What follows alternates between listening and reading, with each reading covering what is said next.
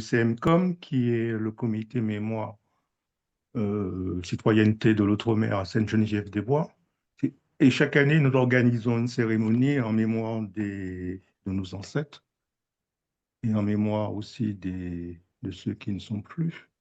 Et en fin de compte, cette cérémonie, bon, elle est là depuis 98 et aujourd'hui, elle a un statut départemental car c'est la seule cérémonie de l'Essonne où le préfet a pris, du moins, on organise avec la préfecture, avec le préfet. Donc, depuis cette année, c'est devenu une cérémonie départementale. Donc, que dire, que dire. Donc, c'est une cérémonie quand même où nous mettons en valeur, c'est-à-dire qu'on a une place qui a été créée, dès- on a créé cette place en 2005. Il y avait une première avant, elle a été démolie, on a recréé une deuxième, la place Toussaint-Louverture, où nous avons positionné des colonnes. Et au milieu des colonnes, nous avons positionné un arbre, l'arbre de la liberté. Et chaque colonne, chaque année, on commémore un individu, une figure historique, donc figure historique résistante ou abolitionniste, que nous rendons hommage, que nous hommageons ce jour en présence des autorités politiques et des autorités aussi, je veux dire, généraux, gendarmes, police et compagnie, tout ce qui fait les autorités du département. Et nous rendons cet hommage à un individu. Donc, on a rendu hommage aussi bien à des figures comme à la reine Zinga, comme Aimé Césaire, Schellcher. Voilà. Cette année, on a aussi rendu hommage à des personnes qui ne sont pas forcément liées à l'esclavage, mais qui ont eu un apport au niveau des droits humains. Donc, comme Henri Ben, merci. Sidambaro, qui a permis justement aux Indiens de la Guadeloupe d'avoir le titre de français, la nationalité française. Et nous avons rendu aussi pas mal. Cette année, c'était Fanon. L'an dernier, il y a 2 ans, c'est dans Barom. Cette année, ça a été Fanon. Donc, par contre, pour Fanon, on a eu la difficulté, c'est-à-dire qu'on n'a pas réussi à faire venir les parents de Fanon, dont Olivier, qui est son fils, et sa fille. On a été en contact, mais ils n'ont pas voulu donner suite mais ils n'ont pas donné suite, alors qu'on mettait tout à leur disposition. Je veux dire. Voilà, c'était la municipalité, le département mettait tout à leur Alors, disposition pour qu'ils puissent venir. Donc voilà, donc nous avons une association qui fonctionne plus ou moins bien. Donc ça se passerait très très bien généralement. Donc le processus, c'est-à-dire qu'on entre en matière, donc le président de l'association commence le discours inaugural, lui ou bien représentant, et puis après ce sont les politiques qui se succèdent. Ça se termine évidemment par l'autorité principale de cette cérémonie, c'est-à-dire le préfet. Donc chacun y va de son laïus. Généralement, les autorités y vont surtout pour célébrer la République. Ils sont dans leur rôle et moi, je célèbre ou je dénonce des faits historiques. Alors l'intérêt qu'on a conçu cette idée, ce projet, parce que je préside aujourd'hui depuis 3 ans, mais avant moi, il y a eu d'autres présidents, bien sûr, mais on a quand même conçu le projet ensemble, c'était surtout de rappeler l'histoire afin que cela ne se renouvelle pas. C'était pas une volonté de repentance comme on peut le lire ailleurs et par certains, parce que ça, à la limite, je veux dire, la repentance ne nourrit pas son homme. Mais nous constatons quand même que l'histoire a tendance à se répéter. Et ce qui s'est produit pendant cette période esclavagiste, c'est-à-dire cette période pré-capitalistique, c'est-à-dire c'est ça qui a donné naissance justement au système actuel dans lequel nous sommes figés pour l'instant. Je suis de la Guadeloupe, je le précise d'entrée, et après un court passage à Paris, je suis arrivé ici à Strasbourg. Donc, en Guadeloupe, je suis mieux connu ou plus connu, comme on dit. Parce que je suis simplement un engagé culturel. Le reste, il y a un moment où je n'ai pas déposé les valises, mais il y a du boulot. Donc, je reste plus l'artiste avec une conscience. et qui fait aujourd'hui donc partie d'une association. Parce que celle que j'ai connue en Guadeloupe, c'est surtout donc, les associations telles que Akio, etc., donc, dont je suis le créateur.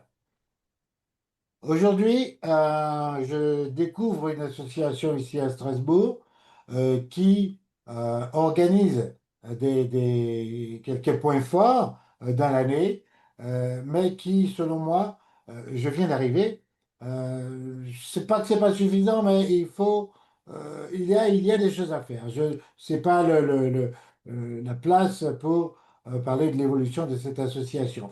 Donc, nous sommes là pour déjà écouter ce qui se passe, ce que la base devrait apporter comme information, et surtout les souhaits, et puis échanger les idées. Voilà, c'est simplement la raison de ma présence aujourd'hui.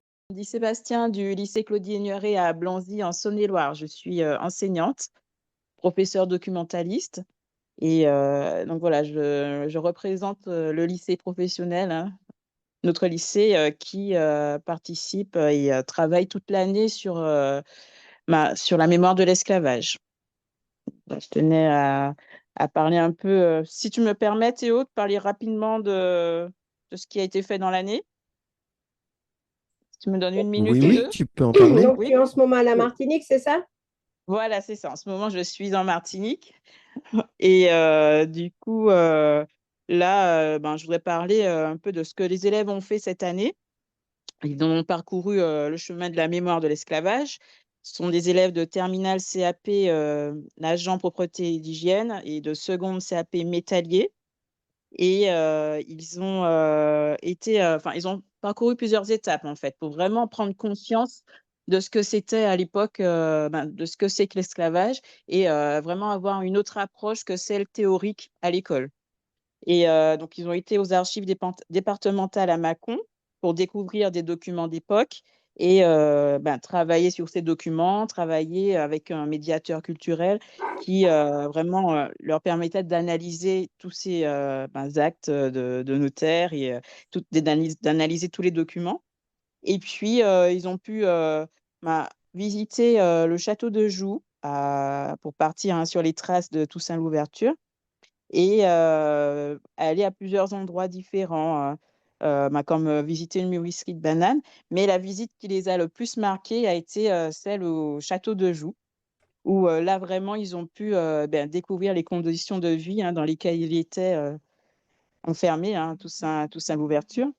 Et donc, tout ce travail a pu être possible grâce à, à la Fondation pour la mémoire de l'esclavage qui nous a soutenus financièrement, mais aussi de façon toute l'année, hein, grâce à tout le matériel qui était à disposition. Et donc, tout ce travail aussi a pu être mis en valeur par les élèves. Ils ont pu s'exprimer, ils ont pu travailler sur une exposition qu'ils ont mis à disposition du public, en fait, qu'ils ont pu partager dans le lycée aux autres élèves. Et ils étaient très, très contents, en fait, de partager et d'échanger avec les invités du Festival Outre-mer, puisque notre lycée fait l'ouverture du Festival Outre-mer en partenariat avec Christiane, hein.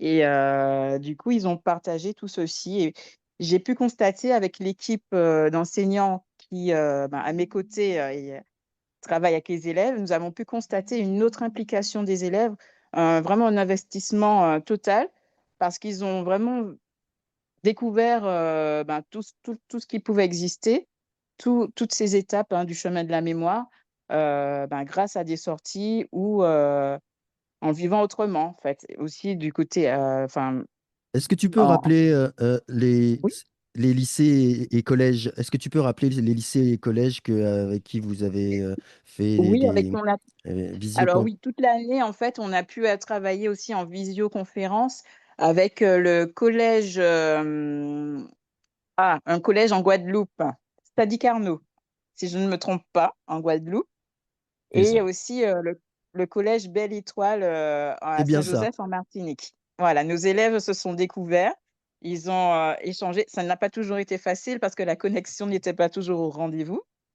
Mais ça a été un grand moment de partage et puis ils ont pu se voir, au festival Outre-mer, invités par Christiane cette année, hein, c'était ça. Donc ils ont pu se découvrir et se voir et ils ont pu aussi échanger parce qu'il y a eu le film Ni chaîne ni maître qui a été aussi un tournant dans dans la découverte, hein, des élèves, hein, sur l'esclavage et ce film, en fait, a été vu aussi par les élèves du collège de Belle Étoile en Martinique et donc les élèves ont pu, échanger pareil et vraiment, discuter du film et voilà, discuter de leurs ressentis, des impressions et partager leurs connaissances aussi. Donc ça a été un grand moment de partage et puis l'année prochaine, pour poursuivre sur ce chemin de la mémoire, nous envisageons, d'aller, à Nantes pour, aller visiter le mémorial et le musée de l'esclavage. Ce sont des lieux emblématiques, donc voilà, de l'esclavage. C'est un voyage très coûteux, donc nous faisons tout ce qu'il faut pour, avoir des subventions et pour pouvoir, nous rendre là-bas. J'espère que nous pourrons y aller parce que ça va être vraiment aussi, une grande étape pour nos élèves et voilà, j'espère que tout ça pourra se faire et puis nous allons continuer à travailler en visioconférence, à voir les élèves du collège Belle Étoile en Martinique et dans le cadre du jumelage avec la ville de Monceau, et du jumelage entre Monceau et la ville de Saint-Joseph, hein, nous voulons en fait offrir une œuvre sur le thème de l'esclavage et de l'abolition qui sera réalisée par nos élèves de métallerie. Donc voilà, donc il y a tout un vaste programme qui est prévu l'année prochaine et mais en fait, il y a plus qu'à. Voilà, je voulais juste te présenter très rapidement tout ce qui a été fait et qui est, envisagé, l'année prochaine. Merci Sandy. Bien. Merci beaucoup pour Bonjour à toutes et tous, donc Mélissandre Monatus. À la base, je travaille dans l'industrie du jeu vidéo pour les jeux vidéo afro-créoles, donc africains et créoles, Réunion, Martinique, Guadeloupe et Guyane, etc. Mais c'est vrai que j'interviens plutôt aujourd'hui en tant que réalisatrice du film documentaire La Peau Chappée, qui a eu la chance d'être projeté à l'Assemblée nationale en mars dernier, puis ensuite à la Sorbonne avec près de 500 personnes. Et puis dernièrement à Créteil, avec le soutien de la députée du Val-de-Marne, qui est donc Maude Petit, originaire de la Martinique également. Aujourd'hui, moi, je suis là effectivement parce que j'ai rencontré Théo, qui m'a d'ailleurs invité à son émission récemment pour parler du film documentaire. Et je suis bien sûr là pour mettre en avant ce film qui semble avoir un écho assez particulier puisqu'il part effectivement de l'esclavage jusqu'à nos jours, mais à travers le prisme de la couleur de peau. Et donc de tout ce qui va avec, des préjugés de couleur qui sont aussi bien issus, qui sont aussi bien dans les familles que dans la société. Voilà, pour faire très court, c'est comme ça que je me... Je suis Pierre Pastel, sociologue.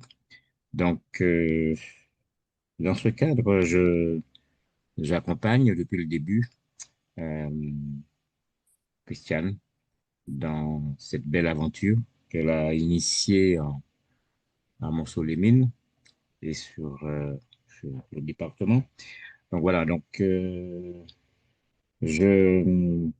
je l'accompagne dans ses réflexions et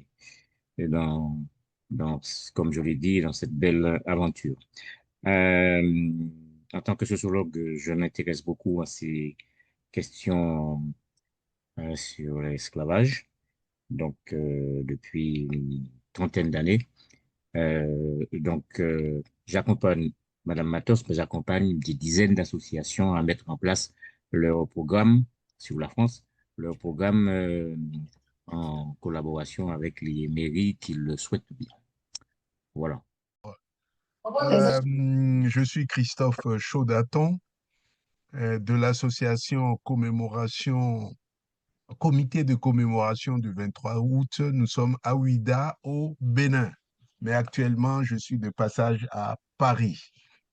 Notre association, c'est une association mémorielle à Ouidah.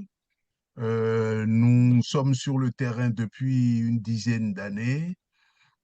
Et nous organisons avec Madame le maire, Sabine Fourne, que je vois en ligne, mais aussi avec le gouvernement, nous organisons la Journée internationale du souvenir de la traite négrière et de son abolition. C'est le 23 août de chaque année. Profitez pour noter ça. Ça s'appelle la GISNA, le 23 août de chaque année. Et le but, c'est se souvenir et honorer nos aïeux. Et puis, c'est profiter de faire toutes les animations nécessaires pour que cette histoire ne s'oublie jamais. On n'a pas l'habitude de voir les Africains sur la scène de préservation de la mémoire parce que les Africains sont trop discrets sur leurs manifestations, mais c'était pour vous dire que la mémoire est bien vivante, la mémoire est bien honorée également dans nos villes, dans nos campagnes, dans nos communautés, à Ouida, au Bénin et en Afrique. Voilà ce que je peux dire tout simplement. Merci. Vous avez souligné un pan de l'histoire que je n'ai pas évoqué, c'est que le gouvernement de mon pays a pris l'option de réécrire l'histoire avec nos mots, en fait, parce que jusqu'à présent, ça nous a été raconté, mais cette fois-ci, nous ne voulons pas. Nous voulons que ce soit nous-mêmes, avec notre perception, notre façon notre culture. Nous voudrons raconter cette histoire de notre manière. Donc, nous sommes en train de faire beaucoup d'efforts dans ce sens. Et il y a également beaucoup de lois qui sont prises afin que nos frères qui sont partis d'une manière assez tragique puissent se sentir bien au Bénin, à Ouida. Et donc, toutes les dispositions sont en train d'être prises pour que quiconque cherche à revenir au pays puisse se sentir chez lui. Donc, c'est tout ça que nous sommes en train de faire. Et je peux vous assurer que la loi qui a été prise est quand même une action forte du Parlement béninois parce que nous voulons que cette histoire soit cette fois-ci vécue autrement. Et la transmission également est très importante pour nous parce qu'on ne voudrait pas que la jeunesse puisse oublier. Donc, il faut des écrits à l'école, il faut que le système même, éducatif en tienne compte pour que les enfants sachent ce qui s'est passé et qu'on puisse dire cette fois-ci plus jamais ça.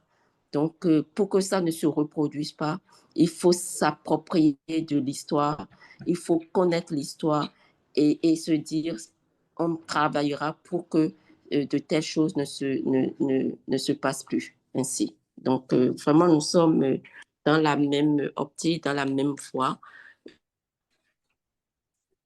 pour faire connaître cette histoire, mais de notre manière également.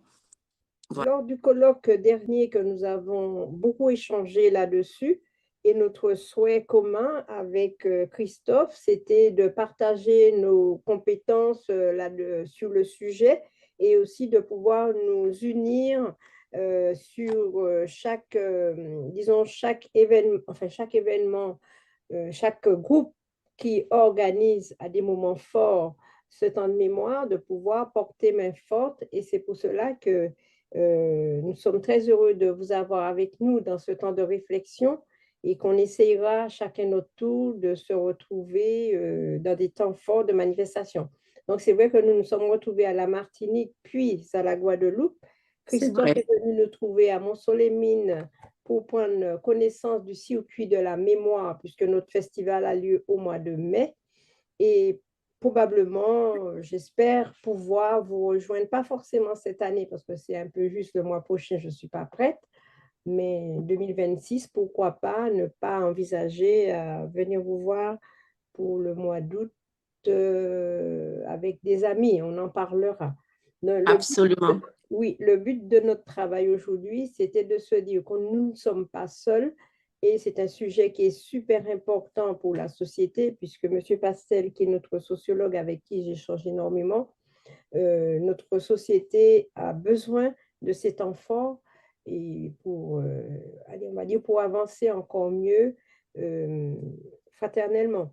Parce que cette douleur n'est pas la douleur de notre histoire, nous a tellement marqué et on voudrait quand même continuer, comme disait à Christophe, de ne pas, on voudrait pas que ça soit oublié, mais on ne voudrait pas non plus rester dans la douleur, puisque nos activités mettent en valeur toute la partie artistique, toutes les, je veux dire, les films que nous pouvons découvrir, toutes les personnes qui s'expriment à travers leur savoir-faire pour faire passer ce message, les enseignants qui travaillent avec leurs élèves sur d'autres moyens, d'autres soutiens pédagogiques. Donc, tout simplement pour essayer d'être forts ensemble dans les organisations mémorielles que nous mettons en place à chaque Soir, puisque vous êtes le soir chez vous. Eh bien, écoutez, j'ai plaisir à vous entendre et pour certains à vous voir.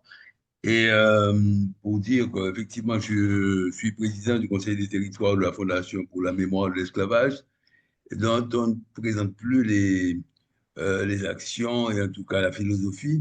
J'ai eu à travailler avec Christiane dans le cadre de cette fondation. Elle a été donc ma vice-présidente et à cet égard, elle m'a sensibilisé sur le travail mené dans sa région sur la question de l'abolition, la mémoire et la mémoire de l'histoire de l'abolition de l'esclavage en Saône-et-Loire. Dans ce cas, à ce titre-là, contact a été pris. On a eu l'occasion de faire plusieurs temps de commémoration, singulièrement deux, en Guadeloupe. L'an dernier et cette année, notre temps de commémoration étant fixé au 27-28 mai, nos temps de commémoration 27 et 28 mai. Et donc, à cet égard, elle est venue accompagnée d'une délégation de sa région, de Saône-et-Loire, et ils ont pu être ainsi mieux sensibilisés à notre histoire, à cette page de notre histoire, et donc on pu aussi donc, découvrir les différentes traces mémoire, en quelque sorte, de cette histoire. Voilà. Bien sûr, bon, nous, à notre tour, nous avons eu à être invités au Festival Outre-mer en Bourgogne et donc en Saône-et-Loire, donc à deux reprises et là, de scolaire, de, d'un collège de Pointe-à-Pitre en Guadeloupe qui a donné, dans le cadre d'une représentation théâtrale, a donné à entendre et à voir une page de notre histoire, justement. Et ça s'appelait Les échos de la mémoire. Voilà, donc ce qui fait que les jeunes et singulièrement les scolaires de cette région ont pu aussi être sensibilisés à notre histoire à travers donc, cette représentation théâtrale, puisqu'on sait très bien que l'art véhicule également des pans d'histoire et véhicule également je dirais, de la pensée. Donc, commémorer, c'est aussi utiliser l'art à cet effet-là. Voilà, donc je me suis connecté. Alors, je dis d'ores et déjà que je ne pourrais pas vous accompagner jusqu'au bout de cette réunion puisque j'ai été rattrapé entre-temps par une obligation professionnelle, et donc une audience. Je suis avocat de profession et nous avons une audience tout à l'heure du tribunal correctionnel. Donc, je vais devoir vous quitter d'ici un moment. Mais Rosie Bambuc, qui est également connectée, ne va pas manquer de me rapporter, bien évidemment, ce qui aurait été dit et que je n'aurais pas entendu dans cet intervalle de temps. Voilà, voilà. Merci beaucoup de votre écoute. Et puis, d'ores et déjà, je vous souhaite une excellente réunion. De l'intérêt que tu portes au Merci. travail que nous faisons, c'est très important, ton soutien dans tous les domaines, dans tous les sens, et ces partages que nous faisons, c'est ce qui va nous faire avancer et puis évoluer dans la manière dont nous voulons continuer de raconter l'histoire, comme le disait Sabine tout à l'heure. Maintenant, nous souhaitons raconter notre histoire à travers tout ce qui est artistique, danse, cinéma et autres. Donc, c'est important que nous puissions nous exprimer et qu'on puisse avoir des personnalités comme avec des fortes, disons, une analyse scientifiques comme toi, comme M. Pastel, c'est des personnes comme vous qui pourront nous accompagner et que nous puissions nous faire entendre, parce que les associations, les présidents d'associations, nous faisons le travail, mais nous avons surtout besoin d'être accompagnés dans tous les domaines. Bien sûr, on va attaquer plus tard les méthodes et les moyens qui nous manquent, mais de fait d'avoir déjà des visages comme vous dans nos groupes de réflexion nous aide à évoluer et puis à faire que l'histoire ne reste pas enfermée dans les livres. L'histoire n'est pas non plus uniquement écrite et on a besoin de s'exprimer et vous nous Clément, attaché parlementaire du député Sébastien Martin. Et je connais Christiane depuis un certain temps et je suis les activités qui sont faites sur le territoire. Et j'apprécie énormément ce type de réunion et comme disait Christiane, de voir qu'on n'est pas tout seul et qu'on avance ensemble, c'est très important. J'ai 2 casquettes. Donc, je suis également vice-présidente des associations de Saône-et-Loire. Je suis ravie de faire partie de ce webinaire et de voir qu'il y a énormément d'énergie et de compétences pour la mémoire de nos abolitions de l'esclavage. Je suis martiniquaise, je suis chanteuse lyrique et je suis directrice artistique de la structure Opéra Paris Outre-mer qui veut faire le lien entre l'art lyrique et l'outre-mer parce que oui, c'est possible. Donc, je développe des projets musicaux qui sont en lien avec notre mémoire. Et je connais Christiane depuis plusieurs années et j'ai déjà eu le privilège de chanter 3 fois lors de son festival Outre-mer en Bourgogne.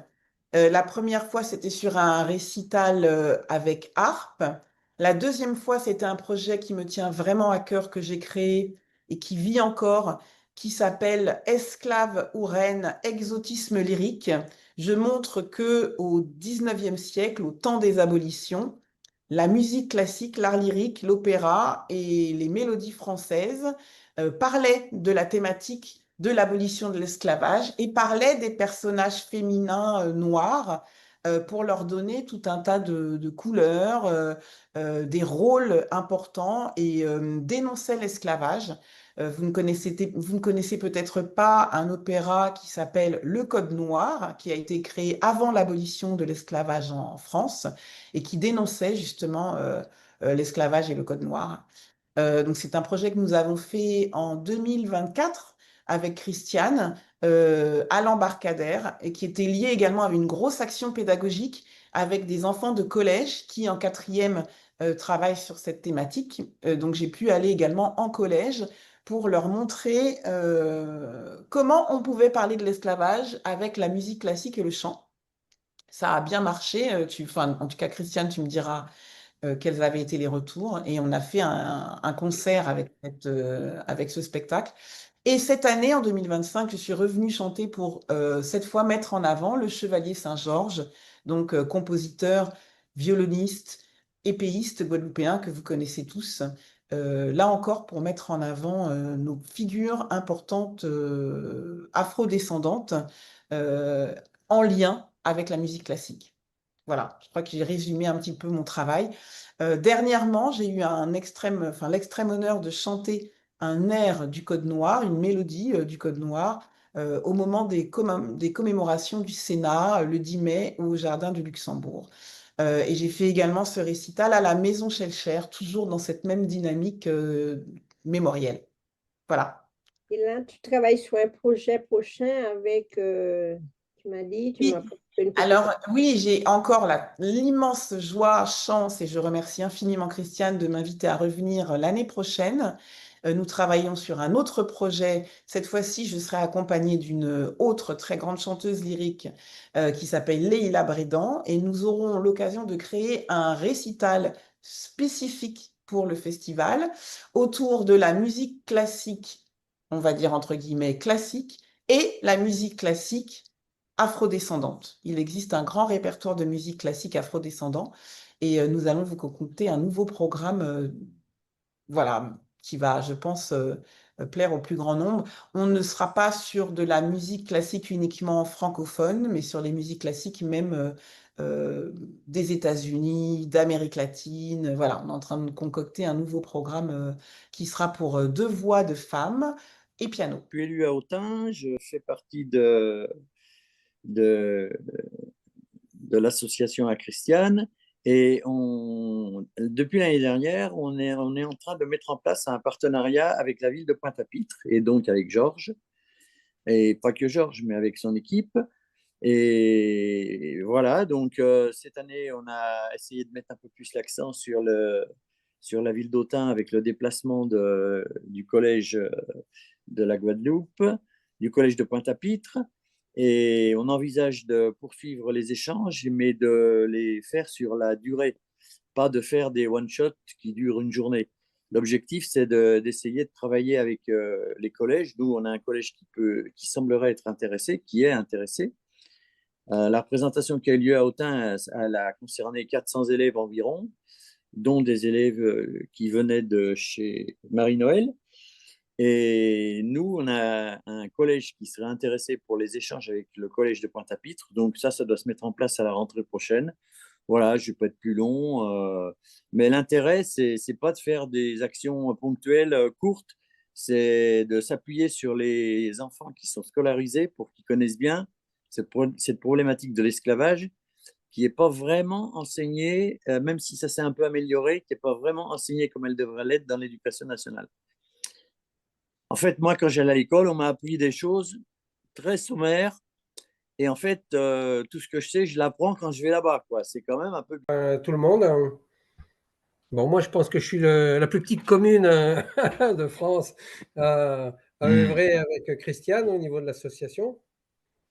Voilà, avec mes petits moyens financiers et de personnel qui sont relativement succincts.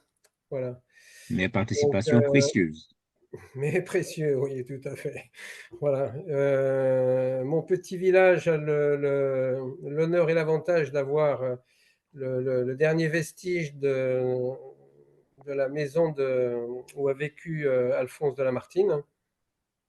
Donc, qui est resté d'ailleurs dans son état d'origine. Hein. Les successeurs entretiennent cette maison et la font visiter puisque c'est un monument historique. Voilà, on essaye d'œuvrer avec Christiane et l'équipe de l'association pour accueillir, participer à nos commémorations du mois de mai. Voilà, je pense être le plus actif de ma commune en étant le premier magistrat, mais il y a des fois on se sent un petit peu seul. Voilà. Bon, heureusement, enfin, en tout cas, quand je fais les déplacements, que ce soit dans les Outre-mer ou sur Monceau. Sur le village, bien évidemment, j'ai quand même mon équipe qui est présente. Hein, quand on fait notre commémoration, quand on a nos petites festivités. J'essaye tant bien que mal de faire participer l'école, hein, puisqu'on a encore une petite école avec une seule classe hein, dans le village. Hein. Voilà, on essaye de faire travailler les enfants autour de textes, de chants, de manifestations autour de l'abolition de l'esclavage, hein, de chants créoles. Hein. Voilà, je pense que quand on est dans le vif de l'action, tout le monde est content. Bon, une fois qu'on s'est séparés, c'est un petit peu plus compliqué de réévoquer ou d'essayer de sensibiliser les gens de notre village. Ce que dit Gilbert est tout à fait vrai. Je pense qu'entre ce qu'on apprend dans les manuels scolaires et quand on constate ce qu'est la révolte des esclaves quand on va dans les Outre-mer, c'est pas tout à fait le même angle de vision, c'est pas tout à fait la même chose. Et je trouve qu'il n'y a rien de plus riche en termes d'échange culturel que de faire ce travail. Voilà. Mon souci, moi, c'est que les enseignants se suivent hein, et ne se ressemblent pas. Je vais encore changer d'enseignant à la rentrée prochaine. il va falloir recommencer le travail à zéro, avec essayer de reconvaincre l'enseignant de l'utilité du travail qu'on mène. Voilà, c'est toujours un gros travail, un gros labeur pour, enfin, pour nous, hein, à titre individuel, comme si on est 2 ou 3 dans le village à être très motivés, c'est le bout du monde. Donc on porte ça à bout de bras. Et heureusement qu'on a l'équipe de l'association pour nous motiver. Voilà. Avec mes petits moyens, j'ai pu aller, avec mes moyens personnels, j'ai pu me rendre dans les Outre-mer, mais ces 2 dernières éditions, je n'ai pas pu m'y rendre parce que ça devient quand même un petit peu compliqué. Voilà. Mais on continue à œuvrer. Il y a les élections l'année prochaine, donc on verra bien comment ça va se passer.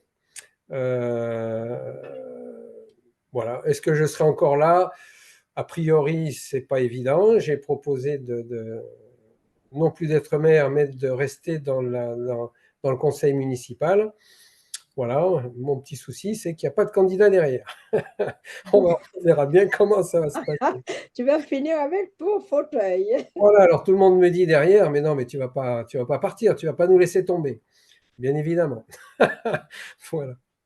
Voilà un petit peu le résumé. En tout cas, je suis très content de pouvoir continuer à participer, mais j'avoue que c'est pas toujours très simple avec les gens qui nous entourent.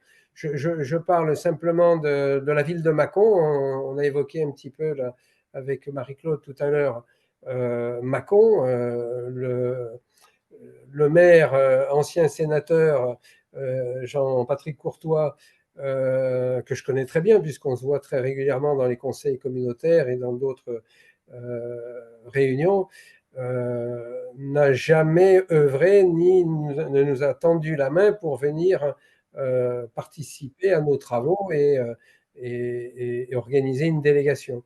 Voilà, c'est quand même assez navrant. Mâcon aurait très bien pu prétendre à se jumeler, ne serait-ce qu'avec Schulcher, comme on a essayé de le faire à un moment donné. Mais voilà, on n'est pas du tout aidé par Monsieur Courtois. Je ne sais trop pourquoi. C'est pas une question de couleur politique, c'est simplement une question de peut-être d'ego, j'en sais rien, d'amour-propre. On fait un travail, on a commencé sans eux, on a essayé de les motiver, c'est très très compliqué, et pour le moment, on est un petit peu laissé pour compte. Voilà, on nous ignore un petit peu du côté de Mâcon. Ce qui est paradoxal, c'est que cette année,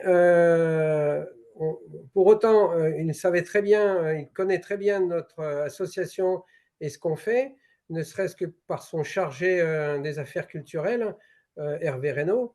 Mais par contre, j'ai quand même reçu mais je pense la veille pour le lendemain, c'est Christiane, c'est toi qui me l'as fait passer d'ailleurs, Oui. cette invitation de M. Courtois pour les commémorations de l'abolition de l'esclavage le 10 mai, alors que bien évidemment, on allait à Toulon-sur-Arroux avec le sous-préfet pour nos commémorations.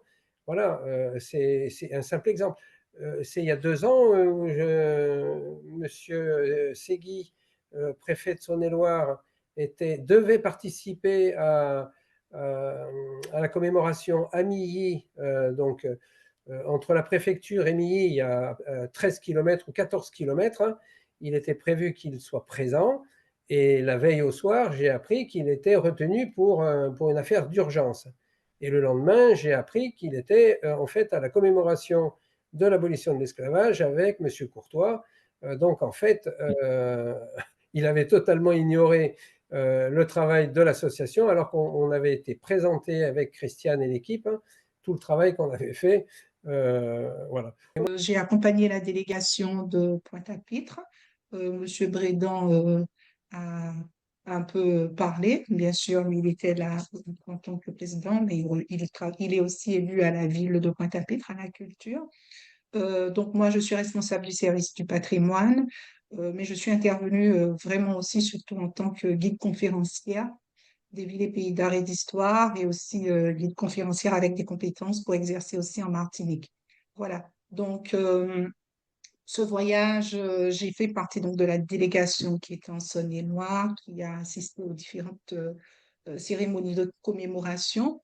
Et y être, en fait, ça m'a vraiment permis d'ouvrir, en fait, mon horizon et puis voir que justement, pendant que, comment dire, comme on dit, pendant que le fer est chaud, il faut le battre et garder cette flamme et comprendre, en fait, comment les choses s'articulaient en matière de commémoration, ce qui m'a conduit à penser déjà à un projet qui sera un projet patrimonial, mais surtout à visée touristique pour en fait, comment dire, juguler sur les deux territoires, Antilles et, la France métropolitaine, la France hexagonale. Voilà. Et ce projet pourrait s'intituler, en fait, Correspondre en mémoire et puis vraiment développer plusieurs choses là-dessus. Donc, je parlais de produits touristiques, notamment un produit touristique innovant, voilà, avec la réalité virtuelle, sur lequel on pourrait, tout en étant sur le territoire de l'Hexagone, montrer aussi ce qui se passe en matière de tourisme mémoriel par rapport aux abolitions de l'esclavage, sur ce qui se passe en Guadeloupe et pourquoi pas aussi en Martinique. Voilà, donc en fait, c'est ça, c'est surtout au-delà du débriefing, c'est vraiment les ouvertures et toutes les possibilités que ça nous donne. En tant que guide conférencier aussi et que responsable du service du patrimoine, donc je suis appelée à animer et sensibiliser. Et là, c'est vraiment une perche en or qui m'est tendue pour aller au-delà du simple territoire pointois guadeloupéen et vraiment nous étendre. Voilà. Oui, je suis adjointe au maire, adjointe à Bernard Labrosse, donc le maire de Toulon-sur-Arroux. Je tiens vraiment tous à vous saluer, hein. Je connais une bonne partie effectivement des personnes qui se sont connectées, comme pour Gilbert, comme pour Robert. J'ai appris énormément, donc depuis effectivement qu'on a été contacté par Christiane euh, pour faire donc cette association de mémoire, donc une association d'élus. Et cette association d'élus, elle a effectivement pour objet donc tout ce travail de mémoire, mais également sensibiliser donc la population par la culture, hein. Donc on fait effectivement des événements culturels, pas seulement avec l'association de la mémoire, mais également avec les Amis des Antilles et également travail scolaire, donc les échanges avec les écoles, comme ça a été le cas, ce qu'a dit Rosie, que je salue, que j'apprécie beaucoup, et de voir effectivement tout le travail qu'elle met en place. Je trouve que c'est très bien d'utiliser ces nouveaux outils numériques pour favoriser tous ces échanges, et bravo et merci. Donc, d'avoir accueilli ces collégiens, donc à Autun, également à Milly-la-Martine, pour nous, en tant qu'élus, c'est quelque chose de merveilleux parce que c'est un bout des Antilles, hein, qui se déplace en Saône-et-Loire. Comme l'a souligné Gilbert et Robert, on regrette un petit peu que il y a des bonnes paroles, hein, de la part des élus. Je parle pas de nous, hein, parce que je pense que Christiane pourra vous le dire, on est quand même très, très actifs avec nos petits moyens, avec nos petits bras. On essaye quand même effectivement de motiver et de fédérer. L'union fait la force. Mais souvent, deux pas en avant, c'est deux pas en arrière, souvent. Et depuis 2014 qu'on se bat, depuis 2020 avec la création de cette association, on pourrait parfois effectivement avoir le sourire en bouche et de temps en temps effectivement se dire mince, on n'arrive pas à fédérer suffisamment ces grands élus qui pourraient nous faciliter les choses et surtout nous faciliter les choses au niveau financier. Parce que monter des projets nécessite forcément de l'argent et l'argent quand il manque, même si on a la motivation et l'envie, et on n'arrive pas forcément à concrétiser tous ces projets. Donc, les échanges de collégiens ou d'écoliers, c'est quelque chose qui est important, effectivement, d'avoir entendu. Donc, l'enseignante tout à l'heure parler nous donne envie de se dire que c'est en travaillant avec ces étudiants, ces collégiens, ces écoliers qu'on arrivera à faire porter effectivement la voix et puis faire avancer. Et surtout que ça ne s'arrête pas. Robert, tu l'as souligné tout à l'heure, les élections prochaines vont faire en sorte que des élus vont partir, qu'il faut recommencer effectivement à prendre le bâton de pèlerin, pardon, et puis à nouveau prêcher effectivement cette parole. C'est compliqué. Mais je pense que tant qu'on aura la foi, tant qu'on aura cette volonté de travailler sur ce travail de mémoire, il faudra avancer. Mais à chaque fois, effectivement, avancer avec le sourire, hein, nous sentir parfois découragés, mais continuer à avancer. Et merci Christiane, effectivement, de garder ce sourire et puis de nous porter, parce que c'est pas toujours évident de nous porter. Mais la mise en place de ces jumelages, parce que j'ai pas été effectivement jusqu'au bout de la présentation. Donc Toulon-sur-Arroux a effectivement signé un jumelage avec Saint-Pierre en Martinique depuis 2 ans. La directrice de l'école, donc Fabienne Ledé, s'est rendue donc cette année, en début d'année, donc à Saint-Pierre pour travailler donc avec les enseignants donc de Pointe-à-Pitre. Pointe-à-Pitre, pas Pointe-à-Pitre, pardon, Saint-Pierre. Saint-Pierre travaille également dans la création d'un conseil municipal jeune. On en a un depuis 2020 sur la commune de Toulon-sur-Arroux. L'idée est de créer des échanges entre ces 2 conseils municipaux jeunes. Voilà, il y a plein de projets, il y a plein d'idées, on a plein de volontés. Les élus, que ce soit donc le président du conseil départemental, essayent effectivement de nous porter aussi. J'ai le sentiment que le préfet aussi, mais peut-être parce qu'ils ont la tête dans le guidon. On n'y arrive pas. Et puis la région, on l'entend pas. Malheureusement, elle brille par son absence sur notre projet et surtout sur. Donc, je vais reprendre un petit peu ce que disait Robert Cazenove. Je suis dans un petit village de 1400 habitants et bon, je suis sur le circuit avec le château qui a abrité et qui abrite encore les descendants du frère du général Lavaux. Donc voilà pourquoi je suis investie sur ce projet. Et cette année, je cherche depuis quelque temps un village en Guadeloupe ou en Martinique pour des échanges aussi avec les élèves de notre collège. Et cette année, on était donc en Guadeloupe et j'étais très, très, très heureuse de rencontrer le maire de Petit Canal qui nous a donné les coordonnées du collège qui est dirigé par M. Pimpit. Et nous étions très, très heureux de voir qu'effectivement, on pouvait entreprendre des échanges. Malheureusement, quand je suis rentrée dans mon village, j'ai appris que le professeur d'histoire du collège, qui avait commencé à préparer ces échanges, eh bien, était muté à sa demande en Égypte.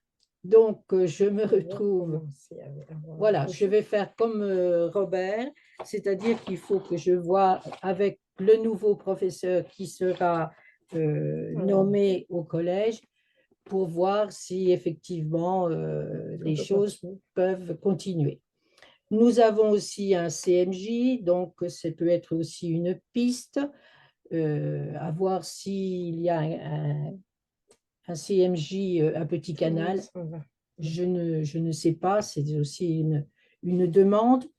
Disons que j'ai été un peu déçue, hein, que je pensais que ça y est, c'était fait, je suis un peu déçue, mais pas abattue et je vais continuer à me battre pour que ces échanges puissent se faire. Parce que je pense que c'est très, très, très important que nos élèves connaissent bien cette histoire pour mieux se connaître aussi en la parole. Donc, je suis une adhérente des Amis des Antilles Christiane, je te réitère mes remerciements pour tout le travail que tu fais. Et ce remerciement également à toutes les personnes qui t'accompagnent, tous les maires, puisque je suis venue déjà au moins 5 fois.